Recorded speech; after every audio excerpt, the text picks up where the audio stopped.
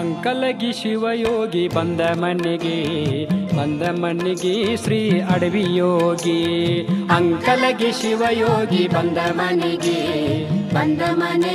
ಶ್ರೀ ಅಡವಿ ಯೋಗಿ.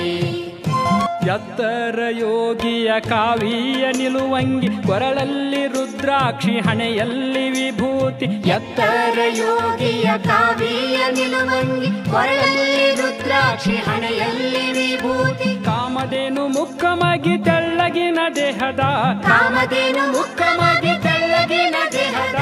ನೀಳವಾದ ಕೈಗಳಿದ್ದ ಅಡಿವ್ಯಪ್ಪ. ಅಂಕಲಗಿ ಶಿವಯೋಗಿ ಬಂದ ಮನೆಗೆ ಶ್ರೀ ಅಡವಿ ಯೋಗಿ.